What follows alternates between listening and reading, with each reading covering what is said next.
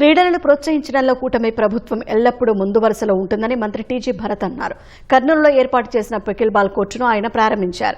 ట్రెండింగ్లో ఉన్న క్రీడల్లో పికిల్ బాల్ ఒకటని, అలాంటి ఆధునిక క్రీడను నగరానికి తీసుకొచ్చామని మంత్రి తెలిపారు. క్రీడాకారులకు అవసరమైన మౌలిక వసతులు, సదుపాయాలు కల్పించడంలో సీఎం చంద్రబాబు, మంత్రి లోకేష్ ముందుంటున్నారన్నారు. గతంలో ఇచ్చిన హామీ మేరకు క్రీడాభివృద్ధికి ప్రోత్సాహం అందిస్తున్నామని మంత్రి పేర్కొన్నారు. భవిష్యత్తులో మరిన్ని అభివృద్ధి కార్యక్రమాలు చేపడతామని మంత్రి భరత్ స్పష్టం చేశారు.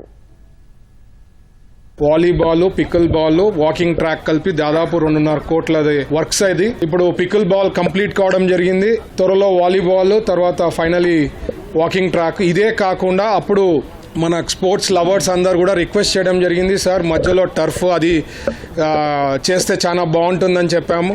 ఆ రోజు ఎంపీ గారు ముందుకు వచ్చి 10 lakhs అన్నారు, తర్వాత 25 lakhs అన్నారు. అది యాక్చువల్గా ఇప్పుడు 85 lakhs బడ్జెట్ అయింది. వర్కౌట్ చేసి అది ప్లాన్ చేసి అది కూడా కంప్లీట్ చేస్తాం. ఎంపీ గారు ఇచ్చే 25 lakhs వచ్చి వేరే ఇంకా చాలా ఉన్నాయి డెవలప్మెంట్ చేసేది. లోకేష్ గారు కూడా ఎప్పుడు ఇన్ఫ్రాస్ట్రక్చర్ కానీ కోచెస్ కానీ డెవలప్ చేయాలని మంగళగిరిలో కూడా మీరు ఆ స్టేడియంని పక్కన పెట్టింటే ఆ స్టేడియంని కూడా డెవలప్ చేసి విజయవాడలో కూడా 2020 మ్యాచెస్ కానీ ఇట్లాంటివన్నీ చేయాలని చెప్పి బిగ్ ప్లాన్ ఉంది స్పోర్ట్స్కి.